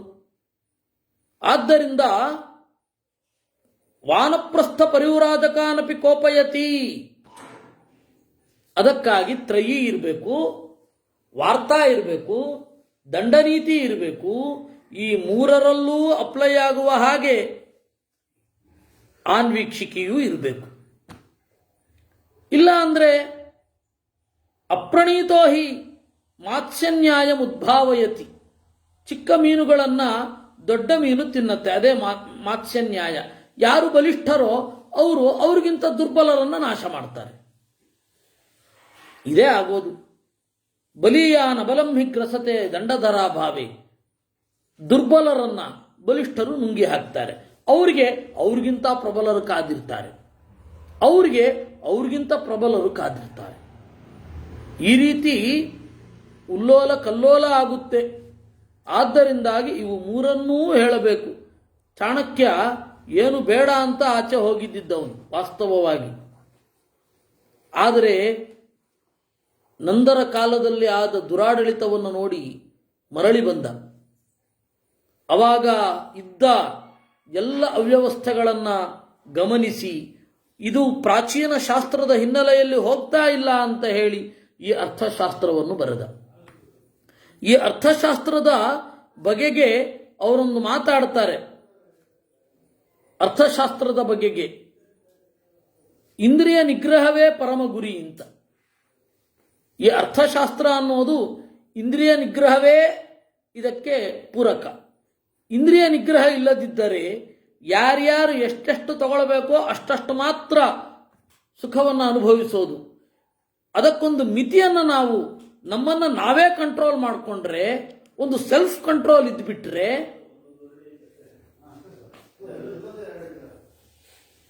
ಎಲ್ಲ ಸುಖವಾಗಿರುತ್ತೆ. ಅರ್ಥ ಅಂದ್ರೇನು? ಇಂದ್ರಿಯ ನಿಗ್ರಹ. ಅದನ್ನು ಆಚಾರ್ಯರು ಹೇಳಿದ್ದಾರೆ ಒಂದು ಸುಭಾಷಿತದಲ್ಲಿ. ಚಂಚಲೋಯಂ ಮನೋ ಮೀನೋ ಸಮಾನೇಯೋ ಹರೆ ಪದೇ ವಿಷಯೋದಕ ಸಂಚಾರಿ ಸುಚಿತ್ತ ಬಳಿಶಾಹೃತ ಅಂತ. ಚಂಚಲೋಯಂ ಮನೋ ಮೀನಃ, ಈ ಮನಸ್ಸು ಅನ್ನೋದು ಮೀನು ಇದ್ದ ಹಾಗೆ. ವಿಷಯೋದಕ ಸಂಚಾರಿ, ವಿಷಯ ಪದಾರ್ಥಗಳೆಂಬ ನೀರಿನಲ್ಲಿ ತಿರುಗುತ್ತಾ ಇರುತ್ತೆ, ಅದನ್ನು ಎತ್ತಬೇಕು. ಸುಚಿತ್ತ ಬಳಿಶಾಹೃತ, ಒಳ್ಳೆಯ ಇಂದ್ರಿಯ ನಿಗ್ರಹ ಅಂತನ್ನುವ ಒಂದು ಗಾಳದಿಂದ ಈ ಮೀನನ್ನು ಹೊರಗಡೆ ತೆಗಿಬೇಕು, ತೆಗೆದು ದೇವರ ಕಾಲಿನಲ್ಲಿ ಹಾಕಬೇಕು ಅಂತ. ತದಲಂ ಬಹುಲೋಕ ವಿಚಿಂತನಯ ಅಂತೇನು ಹೇಳಿದ್ರು ಅದೇ ಇಲ್ಲಿಯೂ ಕೂಡ. ಆದ್ದರಿಂದ ಇಡೀ ರಾಜ ಇಂದ್ರಿಯ ನಿಗ್ರಹವನ್ನು ಮಾಡಬೇಕು. ಎಷ್ಟು ಬೇಕೋ ಅಷ್ಟನ್ನು ಮಾತ್ರ ತಗೊಳ್ಬೇಕು. ಧರ್ಮಕ್ಕೆ ಅವಿರೋಧಿಯಾದ ಕಾಮ, ಧರ್ಮಾವಿರುದ್ಧ ಭೂತೇತು ಕಾಮೋಸ್ಮಿ ಅಂತ ಕೃಷ್ಣ. ಧರ್ಮಕ್ಕೆ ಅವಿರುದ್ಧವಾದ ಕಾಮ, ಅರ್ಥಕ್ಕೆ ವಿರುದ್ಧ ಆಗಬಾರದು. ಈ ರೀತಿ ಅದನ್ನು ಬ್ಯಾಲೆನ್ಸ್ ಮಾಡಬೇಕು. ಇದನ್ನ ಹೇಳ್ತಾ ಇರೋದು. ಹೀಗೆ ಮಾಡಬೇಕು ಅಂದರೆ ಏನಾಗಬೇಕು? ಅವನು ಹೇಳ್ತಾನೆ, ತಸ್ಮಾತ್ ದಂಡಮೂಲಾಸ್ತಿಸ್ರೋ ವಿದ್ಯಾ. ಈ ವಿದ್ಯೆ ಸರಿಯಾಗಿರಬೇಕು ಅಂದರೆ ದಂಡಮೂಲ ಆಗಿರಬೇಕು. ವಿನಯ ಮೂಲೋ ದಂಡ ಪ್ರಾಣಭೃತಾಂ ಯೋಗಕ್ಷೇಮಾವಹ. ವಿನಯ ಅಂತಂದ್ರೆ ಹಿರಿಯರಲ್ಲಿ ಬಾಗುವುದು, ಜ್ಞಾನಿಗಳಲ್ಲಿ ಬಾಗುವುದು ಏನಿದೆ ವಿನಯ. ಹಿರಿಯರಲ್ಲಿ ಬಾಗಬೇಕಾದ್ರೆ ಏನು? ಎರಡು ರೀತಿ ವಿನಯ. ಕೃತಕಃ ಸ್ವಾಭಾವಿಕ ಅಂತ. ಕೃತಕ ಅಂತಂದ್ರೆ ನಾವು ಬಲಾತ್ಕಾರವಾಗಿ ತಂದುಕೊಳ್ಳಬೇಕಾದದ್ದು, ನಮಗಿರಲ್ಲ ಆದರೆ ಮುಂದೆ ಒಳ್ಳೆಯದಾಗತ್ತೆ ಅಂತ ಹೇಳಿ ತಂದುಕೊಳ್ಳಬೇಕಾದದ್ದು, ಅದು ಕೃತಕ. ಸ್ವಾಭಾವಿಕ ಅಂದರೆ ನಾವು ಚಿಕ್ಕವರು ಅಂತನ್ನುವ ಅರಿವಿನಿಂದ ಸಹಜವಾಗಿ ಬರುವಂಥದ್ದೇನಿದೆ ಅದು ವಿನಯ. ನಮಗೆ ಅದು ಇರಬೇಕು. ಈ ವಿದ್ಯೆ ಏನಿದೆ ಆ ವಿದ್ಯೆಗೆ ಇಷ್ಟು ಬ್ಯಾಕ್ಗ್ರೌಂಡ್ ಇರಬೇಕು, ಆಗ ವಿನಯದ ಕಡೆ ಒಯ್ಯತ್ತೆ. ಏನು ವಿನಯ ಅಂದರೆ ಕೇವಲ ಬಾಗೋದು, ಒಳ್ಳೆ ಮಾತನಾಡೋದು ಅಂತಲ್ಲ. ಶುಶ್ರೂಷ, ಕೇಳುವ ಬಯಕೆ. ಮತ್ತೆ ಸೇವೆಗೆ ಹೇಳ್ತಾರೆ ಸರ್ವಿಸ್ಗೆ, ಹೌದು, ಕೇಳುವ ಬಯಕೆಯಿಂದಲೇ ಸರ್ವಿಸ್ ಮಾಡೋದು. ಶುಶ್ರೂಷ, ಶ್ರವಣ, ಕೇಳಬೇಕು, ಕೇಳಿದ್ದನ್ನು ಗ್ರಹಿಸಬೇಕು, ಗ್ರಹಿಸಿದ್ದನ್ನು ಮರೆಯದೇ ಧರಿಸಬೇಕು, ಅದಕ್ಕೆ ಆವೃತ್ತಿ ಬೇಕು. ವಿಜ್ಞಾನ, ಅದರ ಆಚೆಗೆ ಏನಿದೆ ಹೊಳಹು ಅಂತ ಚಿಂತನೆ ಮಾಡಬೇಕು. ಊಹಾ ಅಂತ ಹೇಳಿದ್ರೆ ಅಸಂಪ್ಷನ್ ಅಂತ ಇಟ್ಟುಕೊಳ್ಳಿ, ಏನು ಬೇಕಾದ್ರೆ ಇಟ್ಕೊಳ್ಳಿ. ಕಾಣುವುದರಿಂದ ಕಾಣದೇ ಇರೋದನ್ನು ಚಿಂತಿಸಬೇಕು, ಅದನ್ನು ಊಹಾ ಅಂತ. ಆಮೇಲೆ ಅಪೋಹ, ಯಾವುದಲ್ಲ ಇದಲ್ಲ ಅಂತ ಹೇಳಿ ತೀರ್ಮಾನ ಮಾಡಬೇಕು. ಇಷ್ಟನ್ನ ಒಳಗೊಂಡಿದ್ರೆ ವಿದ್ಯೆ ಅನ್ನೋದು ಒಳ್ಳೆಯ ಕಡೆಗೆ ಒಯ್ಯತ್ತೆ. ಇವತ್ತು ಇದಿದೆಯಾ, ಮಕ್ಕಳಿಗೆ ಹೊಡಿಬೇಡಿ ಅಂತಾರೆ, ಅವ್ರ ಕೈನಲ್ಲಿ ಏನು ಮಾಡಿಸ್ಬೇಡಿ ಅಂತಾರೆ. ಜೋರಾಗಿ ಬೈದ್ರೆ ಅಧ್ಯಾಪಕ ಮನೆಗೆ ಹೋಗ್ಬೇಕಾಗತ್ತೆ. ಈ ಪರಿಸ್ಥಿತಿ ಇದೆ. ಆದ್ದರಿಂದ ವಿದ್ಯಾನಾಂತು ಯಥಾ ಸ್ವಮಾಚಾರ್ಯ ಪ್ರಾಮಾಣ್ಯಾತ್ ವಿನಯೋ ನಿಯಮಶ್ಚ, ಇವೆಲ್ಲ ಇರುವಂಥದ್ದು. ಇದನ್ನ ಕಲಿಸಲಿಕ್ಕೆ ಲಿಪಿ ಬರೆಯೋದು ಬರಬೇಕು. ಅದು ಯಾವಾಗ ಬೇಕಾದ್ರೆ ಬರಬಹುದು. ಅವಾಗೆಲ್ಲ ಮರಳಿನಲ್ಲಿ ತಿದ್ದಿಸ್ತಾ ಇದ್ರು, ಆಮೇಲೆ ಸ್ಲೇಟ್ ಬಂತು, ಅದು ಯಾವಾಗ ಬೇಕಾದ್ರೆ ಬರಬಹುದು. ಲಿಪಿ ಅನ್ನೋದು ವಿದ್ಯೆ ಅಲ್ಲ, ಲಿಪಿ ಅನ್ನೋದು ಭಾಷೆ ಅಲ್ಲ. ಲಿಪಿ ಅನ್ನೋದು ಒಂದು ರೇಖಾ ಮತ್ತೆ ಉಪರೇಖಾ ಅಷ್ಟೆ, ಅದೊಂದು ಗೆರೆ, ಗ್ರಾಫ್. ಅದು ಈ ರೀತಿ ಬರೆದ್ರೆ ಈ ಮಾತನ್ನ ಹೇಳತ್ತೆ ಅಂತ ಅಷ್ಟೇ, ಅದೊಂದು ಅಗ್ರಿಮೆಂಟ್. ಅದು ನೋಡಪ್ಪ, ನಾನು ಈ ರೀತಿ ಬರೆದ್ರೆ ನೀವು ಆ ಅಂತ ಅಂದ್ಕೋಬೇಕು, ನಾನು ಹೀಗೆ ಬರೆದ್ರೆ ಅದು ಎ ಅಂತ ಅಂದ್ಕೊಳ್ಬೇಕು. ಅದು ಅಗ್ರಿಮೆಂಟ್ ರೀ. ಅದು ಲಿಪಿಯೇ ಭಾಷೆ ಅಲ್ಲ, ಲಿಪಿಯೇ ವಿದ್ಯೆ ಅಲ್ಲ. ಆಮೇಲೆ ಸಂಖ್ಯಾನ ಎಣಿಸ್ಲಿಕ್ಕೆ ಬರಬೇಕು. ಇವಿಷ್ಟು ಬೇಸಿಕ್ಕು. ಇದಾದ್ಮೇಲೆ ವಿದ್ಯೆ ಕಲಿಬೇಕು. ವಿದ್ಯೆ ಕಲಿಬೇಕಾದ್ರೆ ಗುರು ಶುಶ್ರೂಷೆ ಮೊದಲಾದವುಗಳು ಇರಬೇಕು. ಈ ರೀತಿ ಮುಂದುವರೆಯಬೇಕು. ಇದು ಬ್ರಹ್ಮಚರ್ಯ ಮೊದಲಾದವುಗಳಿಂದ ಬರಬೇಕು. ರಾಜರಿಗೆ ಸ್ವಲ್ಪ ಬೇರೆ. ಕುದುರೆ ಓಡಿಸೋದು ಹೇಗೆ, ಆನೆಯ ಬಗೆಗೆ ಹೇಗೆ ವಿದ್ಯೆ, ಇವುಗಳೆಲ್ಲ ಇರಬೇಕು. ಅವನು ರಾಜ ಆಗಬೇಕು. ಬ್ರಾಹ್ಮಣ ಹಾಗಿಲ್ಲ. ಬ್ರಾಹ್ಮಣ ಮತ್ತೆ ವೈಶ್ಯ ದಂಡವನ್ನು ಕೊಡಲಿಕ್ಕಿಲ್ಲ. ಇದು ಓದು ಹತ್ತದವರು ಇರ್ತಾರೆ, ಅವರನ್ನು ಪ್ರತ್ಯೇಕವಾಗಿಡಿ. ಯೋಗ್ಯನಾದವನು ಯಾವ ಜಾತಿಯಲ್ಲಿ ಬಂದರೂ ಅವನಿಗೆ ನೀತಿಶಾಸ್ತ್ರವನ್ನು ಹೇಳಿ. ಇದು ಆಗಿನ ಕಾಲದ ವಿದ್ಯೆಯ ಕಲ್ಪನೆ. ಇವಿಷ್ಟು ಬೇಸ್ ತಗೊಂಡು ನಾಳೆಯಿಂದ ನಾವು ಸರ್ವಮೂಲದ ಗ್ರಂಥದ ಕಡೆಗೆ ಸಾಗಬೇಕು. ಅವಾಗಿನ ಬದುಕು ಹೇಗಿತ್ತು, ಶಾಸ್ತ್ರದ ಪಾತ್ರ ಏನಿತ್ತು, ಇವಿಷ್ಟು ಇಟ್ಟುಕೊಂಡು ತ್ರಯಿ ಬಗ್ಗೆ ನಾವು ಮುಂದುವರಿಬೇಕು. ಈ ವಿದ್ಯಾಸಮುದ್ದೇಶ ಅನ್ನುವ ಹಿನ್ನೆಲೆಯಲ್ಲಿ ಈ ಸರ್ವಮೂಲದ ಚಿಂತನೆಯನ್ನು ನಾವು ನಾಳೆಯಿಂದ ಮಾಡೋಣ. ಒಂದೊಂದು ಪರಿಚಯ, ಒಂದು ಗ್ರಂಥ ಇದು ಏನು ಹೇಳುತ್ತೆ, ಆಚಾರ್ಯರ ಮಧ್ವರ ಗ್ರಂಥ ಏನು ಹೇಳುತ್ತೆ, ಏನಿತ್ತು, ಆಚಾರ್ಯರು ಬರೋದಕ್ಕಿಂತ ಮೊದಲು ಏನಿತ್ತು, ಆಚಾರ್ಯರು ಬಂದ ಮೇಲೆ ಏನಾಯಿತು, ಈಗ ನಾವು ಅದನ್ನು ಯಾವ ಒಂದು ಚಿಂತನೆಯಲ್ಲಿ ನೋಡಬಹುದು, ಯಾವ ಆಯಾಮದಲ್ಲಿ ನೋಡಬಹುದು, ಇಷ್ಟನ್ನು ನಾವು ನೋಡೋದು ಈ ಮಧ್ವನವಮಿಯ ಅಂಗವಾಗಿ. ಇವತ್ತಿನ ಏನು ಚಿಂತನೆ ಇದೆ, ವಿದ್ಯಾಸಮುದ್ದೇಶ ಅಂತನ್ನುವ ಕೌಟಿಲ್ಯನ ಅರ್ಥಶಾಸ್ತ್ರದ ಒಂದು ಭಾಗದ ಹಿನ್ನೆಲೆಯಲ್ಲಿ ಇದನ್ನು ಚಿಂತನೆ ಮಾಡಿದ್ದು. ಅವತ್ತಿನ ಬದುಕು ಹೇಗಿತ್ತು ಅಂತ ಇಷ್ಟರೊಂದಿಗೆ ದೇವರಲ್ಲಿ ಅರ್ಪಿಸೋಣ. ಕೃಷ್ಣಾರ್ಪಣಮಸ್ತು.